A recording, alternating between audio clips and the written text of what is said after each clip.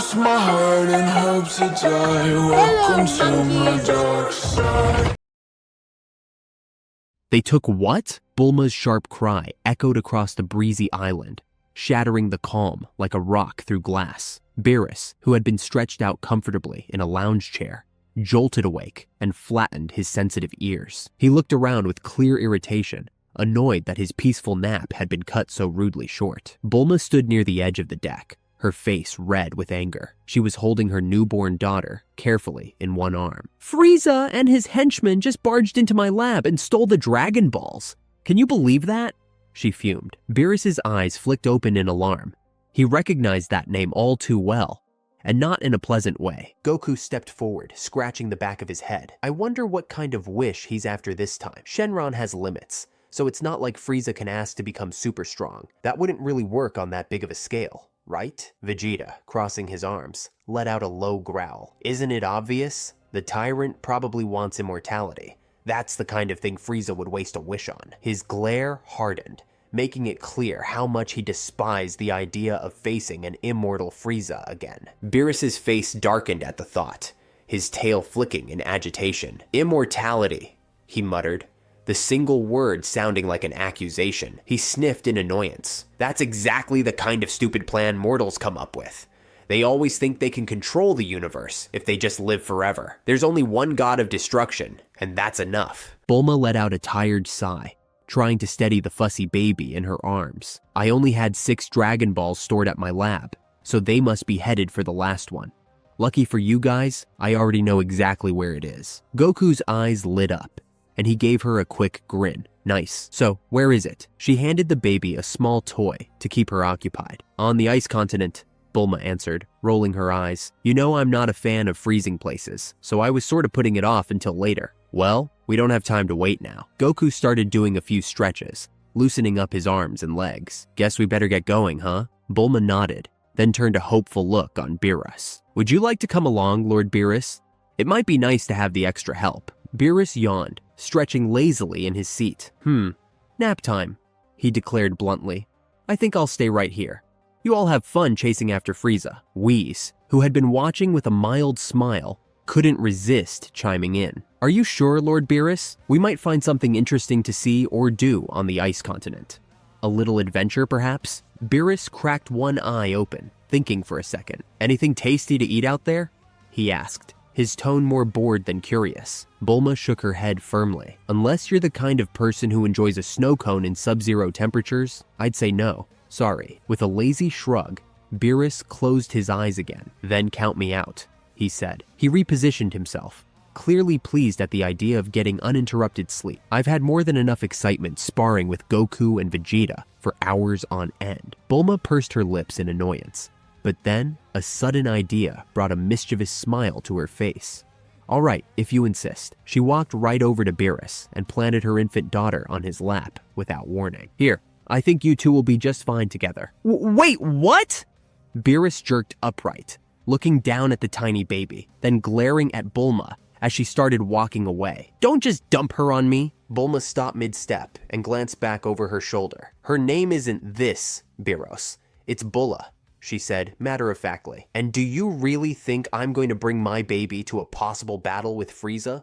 You're staying behind anyway, so you get to babysit. Beerus's jaw nearly dropped. Babysit? I'm a destroyer god, not a nanny. He scrambled to follow her, one hand carefully cradling Bulla so she wouldn't slip from his grasp. Whis' light-hearted voice drifted past Beerus's ear. You are one of the strongest beings in the universe, Lord Beerus. You couldn't ask for a safer place for her to be. Before Beerus could argue, Bulma climbed into a sleek hovercraft. Goku, Vegeta, and Whis followed right behind her, the engines roaring to life. Bye! Bulma waved as they lifted off, her face cheerful despite the chaos. Don't have too much fun. What? Beerus hollered, tail whipping with frustration. He balanced Bulla carefully in one arm, while shaking his other fist in the air. I'm a god of destruction, not a babysitter. But the hovercraft sped away, disappearing over the horizon in a bright blur, leaving Beerus alone with the cooing infant. The god glared after them, muttering under his breath. That woman? I can't believe she's leaving me here like this. And Whis, he looked way too amused.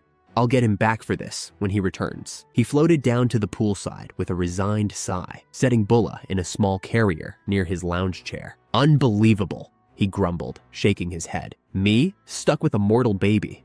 This has got to be a new low. Still, he settled into his seat, hoping for at least a moment of calm. The small half-Saiyan infant gazed up at him with wide, curious eyes, making soft, happy sounds. Beerus found himself half smiling before he shook it off, clearing his throat. Well, let's see if we can at least enjoy a little quiet. Whoa! Beerus bolted upright as Bulla burst into loud, piercing cries. Her tiny fists waved in the air, and her face scrunched up in distress. He scrambled from his seat, ears twitching in alarm.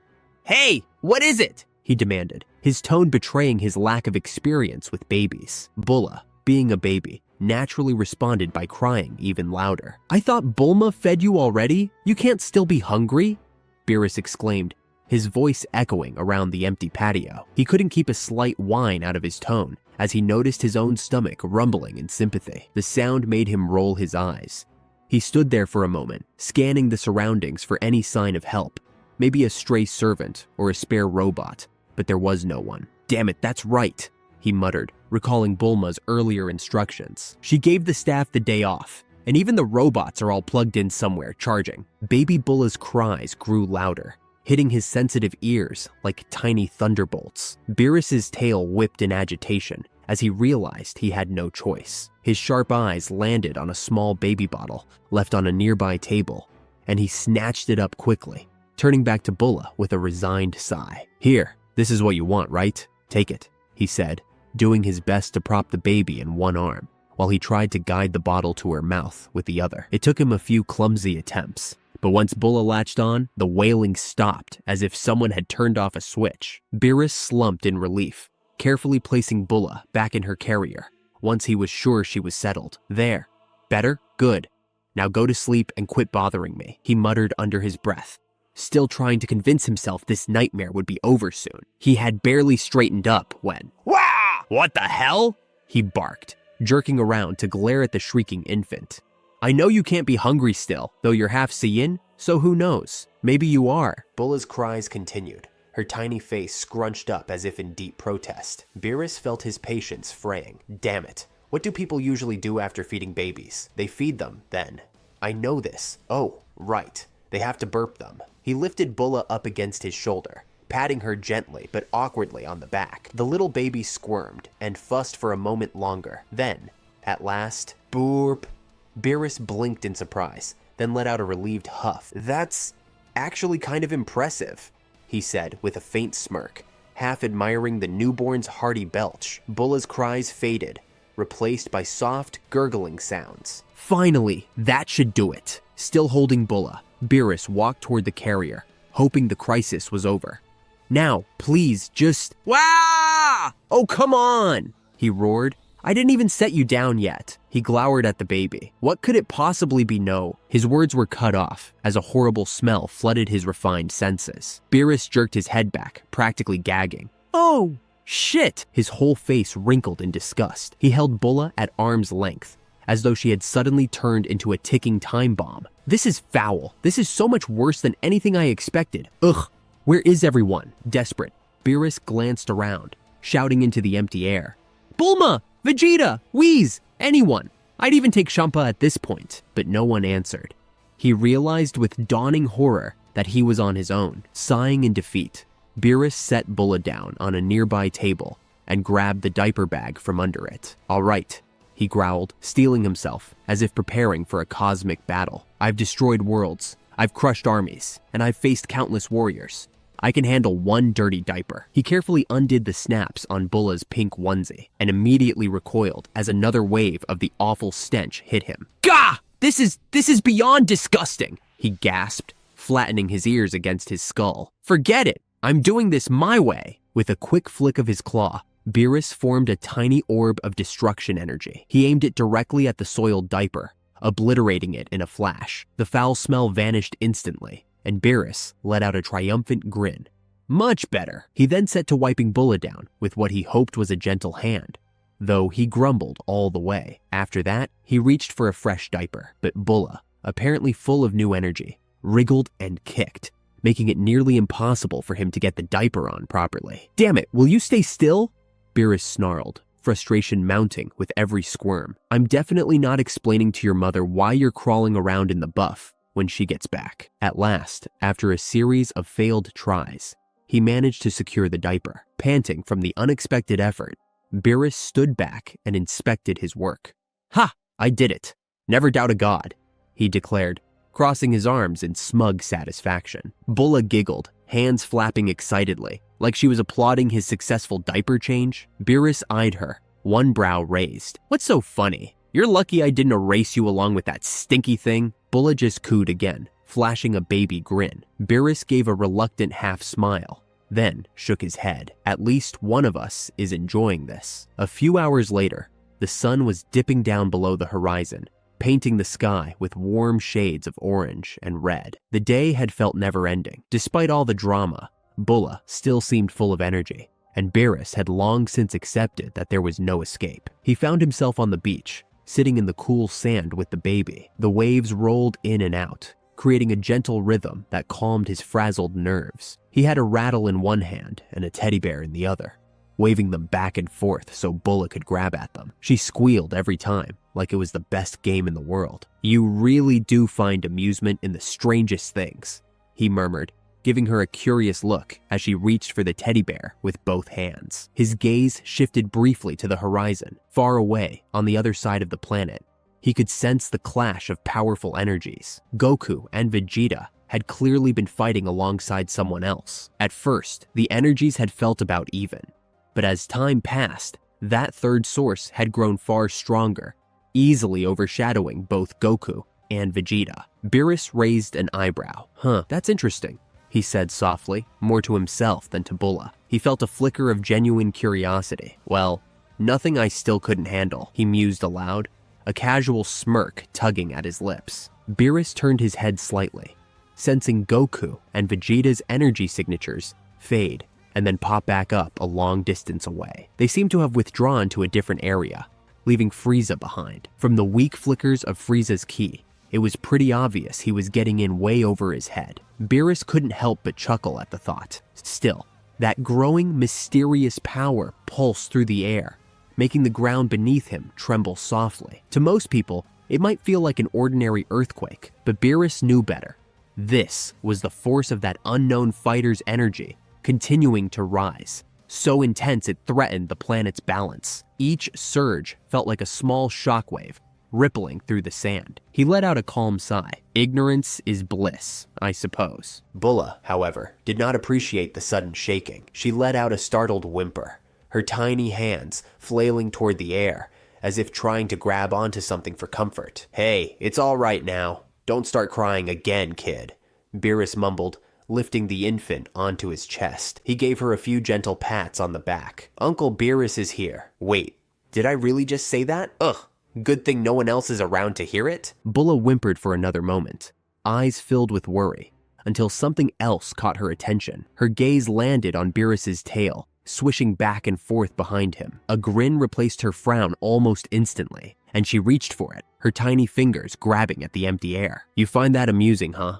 Beerus asked, letting his tail swing a bit closer so she could keep trying to catch it. He shook his head, though a faint smile tugged at his mouth. His eyes flicked back toward the horizon, feeling the vibrations of that distant fight. "What the hell am I doing right now?"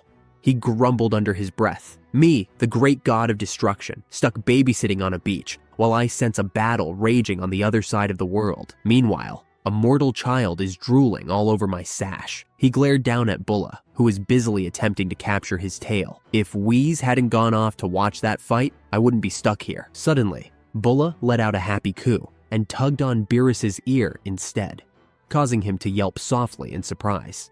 She giggled, clearly thinking it was hilarious. "Oh, you think that's funny, do you?" Beerus groaned, holding back a scowl. "Just wait until you're old enough to understand who I really am. Then you'll be terrified. You'll cry.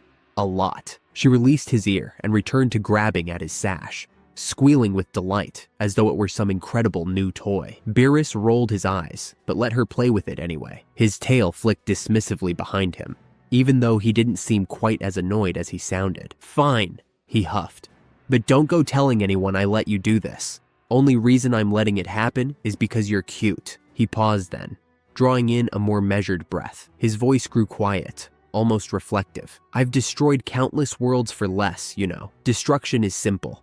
Planets form, civilizations grow, and when their time comes, I end them. It's not about being cruel. Someone has to do it." He gazed off toward the gentle rolling waves, the colors of the sunset dancing in his golden eyes. It wasn't often that he admitted his own thoughts out loud, especially not in front of mortals or even lesser gods. "I can't lie. Blowing up planets and watching their so-called champions scramble can be amusing. At least it was for a while, but after millions of years, it can get monogamous." Bulla made a contented sound, her tiny hands still occupied with his sash. The soft breeze carried the lingering hints of salt from the ocean. Beerus noticed how the sunlight tinged everything with a warm orange glow. "Millions of years," he repeated, almost to himself. "That's how long I've been doing this.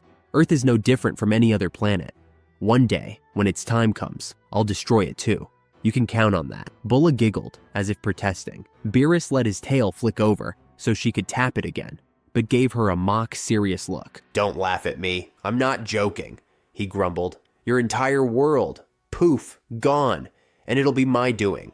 I just haven't gotten around to it yet." He leaned back in the sand, his posture relaxing somewhat, even as his words carried an undercurrent of threat. Deep down, part of him recognized he had been postponing Earth's destruction for a while. This planet and the people on it, somehow they were different. A question brewed in his mind, nagging at him even if he wouldn't admit it. Why does this small, fragile world matter to me? "Well, the food is certainly part of it," he said, giving Bulla a sideways glance, as though expecting her to agree. "I seriously don't know how you people do it, but your cuisine is the best I've had anywhere. That's a fact." He let the thought linger in the air for a moment, his eyes shifting across the sky, before he continued in a softer, more thoughtful tone. "Though, I suppose it all started with that idiotic upstart, Goku. It had been ages since anyone dared to stand up to me with full knowledge of who I am. Even if he didn't really stand a chance, he had the nerve to try. I'll admit,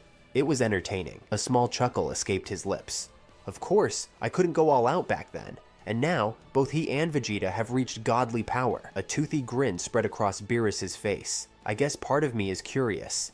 Maybe I'm sticking around because I want them to keep improving, become truly worthy rivals someday." His tail swayed lazily behind him, an unconscious movement that immediately snagged Bulla's attention. She giggled, reaching out for it with excited little hands. However, Beerus continued looking toward the horizon, hardly noticing her for a moment. "Saiyans," he said, a touch of admiration slipping into his voice. "They always push themselves further, even when they're supposed to hit their limit. Their determination is ridiculous, but I can't deny it's fascinating. For someone like me, that kind of constant growth is a foreign concept now." His gaze turned distant, as if he were sifting through the deepest corners of his memory. Old images danced through his mind, back when training with Whis had been his main focus, and achieving new milestones had given him a genuine thrill. But that was eons ago. The spark of challenge had long since faded, replaced by the familiar, unchanging life of a divine being. "And don't even get me started on Bulma," he said, his voice growing sharper. "She's the only mortal I've ever met who dares to speak to me so freely. Sometimes she does it with such conviction that even I start believing she's right. It's maddening, but also strangely funny. I've destroyed people for far less cheek." Suddenly, Beerus lifted Bulla up to eye level, holding her at arm's length. Her bright, curious eyes blinked back at him with no trace of fear, just simple wonder. "Your mother thinks she's clever. She and her group think they've got me all figured out," he said, narrowing his eyes slightly. "She believes I'll grow too fond of Earth to ever destroy it. That if she stuffs me with enough desserts and keeps me amused, I'll spare this little planet of hers." A predatory grin spread across his face. "Poor woman. Doesn't she realize I don't play favorites? I'll destroy Earth one day, kiddo. Maybe not while Bulma's around to yell at me for it, but eventually." Bulla responded by gurgling, her tiny hands reaching for his pointed ears again. Beerus let out a long-suffering sigh and lowered her back onto his lap, where she gazed up at him as if waiting for more of his story. "Stop looking at me like that. I'm not the bad guy here. I'm just doing my job. Nobody seems to understand that destruction isn't a choice. It's a necessity, part of how the universe keeps balance. You'll get it when you're older, assuming you make it that far. He sighed once more, allowing the gentle sound of the ocean waves to fill the quiet. Earth really isn't that special, he murmured, just another little world among countless others. And yet, there's something different about you people. You fight, you argue, but there's this spark, some kind of boundless energy I can't quite ignore. Maybe that's why I haven't wiped you out. For the first time in forever, I've found something I don't want to crush right away. His tail flicked lightly again, and Bulla squealed in delight, trying her best to grab hold. Beerus raised an eyebrow at her, adding a low growl for effect, almost as if daring her to succeed. Don't get any crazy ideas. I don't actually care. I'm a god. Caring is beneath me. Don't start believing I'm soft or something. I'm not about to become some hero who protects this planet. That's not my job, and it never will be. He fell silent for a few moments, simply watching the infant fidget in his lap. She was fearless and completely unaware of the countless lives he had taken over his long existence. To her, he was just a warm place to sit, a flicking tail that doubled as a fun toy. She doesn't even know who I am or what I've done, he reflected, his voice low. I've erased entire civilizations that were older than this child will ever be. Yet to her, I'm just here. He shook his head in faint disbelief. I've ended so many, and now I'm babysitting this one. It's almost funny. Looking down at Bulla, he noticed how her small fingers clung to his sash with stubborn determination. Her innocent eyes stood in sharp contrast to the dark thoughts swirling in his mind. You mortals are so fragile, Beerus said, a wry undertone in his voice. Here 1 second, gone the next. Even if I don't destroy you, time will. I've seen it happen 1,000 times, in 1,000 different ways. He tilted his head, as if considering her future. You'll probably grow up, get in all sorts of trouble, make your parents worry, maybe achieve something great, and then, poof, you're done.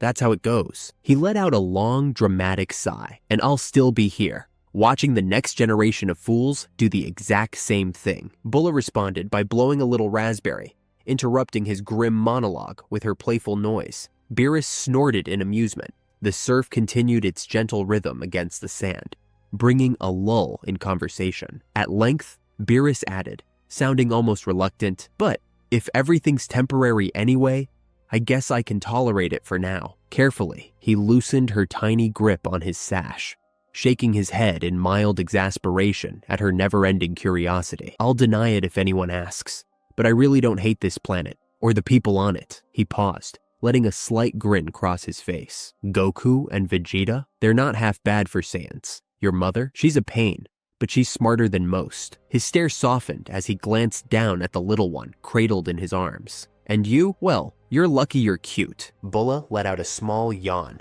her eyes already drifting shut from the day's excitement. Beerus couldn't help but chuckle, shifting to make her more comfortable against him. The sun's warmth, the lullaby of the waves, and the soft sand beneath them created a momentary peace he wasn't used to. But again, don't get any ideas, he said, though his tone was missing its usual edge. This isn't some buddy-buddy thing. I don't do friends. I'm Lord Beerus, god of destruction. A smirk tugged at his mouth, one that held just a hint of self-awareness, though I suppose a god can indulge now and then. Beerus shifted his gaze toward the distant horizon, feeling a sudden surge in Goku and Vegeta's energy. The new spike in power felt different, stronger, and combined. Must be some kind of fusion technique, Beerus remarked, raising an eyebrow in grudging approval. I suppose they'd need something like that against a foe this strong. He watched as the fused energy clashed with the wild power of their mysterious opponent, their fierce battle shaking the entire planet to its core. Then, without warning, everything went still. The sky dimmed for a moment before clearing again, and the heavy aura he'd been sensing just vanished. Not dead, Beerus muttered. It disappeared too quickly for that. Probably used the Dragon Balls for a wish. Must have sent themselves off somewhere. With the skies returning to normal, Beerus sensed a sudden flare from Frieza's energy. The tyrant seemed to challenge the fused Saiyan form briefly, then thought better of it. Frieza's ki dropped away completely as he left Earth, deciding not to push his luck. Well, Beerus said, leaning back on his hands in the sand. Looks like everything worked out. He glanced down at Bulla, who was still nestled against him, breathing softly and content. By the time the sun had slipped below the horizon, painting the beach in soft shades of blue and purple, the others finally made their way back. Bulma led the group, her sharp gaze immediately zeroing in on Beerus and her daughter. She looked tired but triumphant, just like Goku and Vegeta, who followed behind her. Both Saiyans were scuffed up and panting, yet they looked pleased with themselves. "Beerus!" Bulma called, extending her arms. "There you are. How's my little angel doing?" Bulla stirred at the sound of her mother's voice, cooing and giggling as she spotted Bulma, but the baby also glanced back at Beerus, almost like she was reluctant to leave him. Bulma smiled with relief. "Thanks for watching her, Beerus," she said, her tone both grateful and sly. "I had a feeling you'd manage just fine." Beerus lifted Bulla carefully, holding her away from him as if she were a ticking bomb, and plopped her into Bulma's waiting arms. "Fine, I was stuck with a screaming mortal the entire day. Next time, keep your child to yourself, woman," he grumbled, though his usual bite seemed softer than normal. Bulma simply shrugged, rolling her eyes. "Oh, stop complaining. You survived, didn't you?" A low growl rumbled in Beerus's throat. "Barely. Don't get used to it." Whis, stepping up with his staff in hand, spoke in a voice brimming with amusement. "Well, Lord Beerus, you performed your babysitting responsibilities quite admirably. Who would have thought you'd be so skilled with a child? Perhaps it's your hidden calling." Beerus shot him a withering glare. "Don't you dare say another word, Whis." But Whis only smiled. "I must admit, she looked awfully cozy with you. Maybe you do have a softer side after all?" Beerus's tail lashed irritably. "Don't count on it." Bulma bounced Bulla gently on her hip, turning toward the house in the distance. "Right, enough chatter. We've got a big feast waiting inside, and I'm sure you're hungry, Beerus." He sniffed in mock disdain, but stood up anyway. "You're lucky I'm starving." Goku and Vegeta trudged along after Bulma, the two Saiyans bruised and coated in dirt, yet still smiling in that battle-happy way they both shared. "You missed one epic fight, Lord Beerus," Goku called over his shoulder, his grin large and bright. "That guy was seriously tough." "Tough might not be the right word," Vegeta muttered, rotating his sore shoulder with a grimace. "He fought like a wild animal." Bulma waved an arm to hurry them along. "Stop chatting and come on.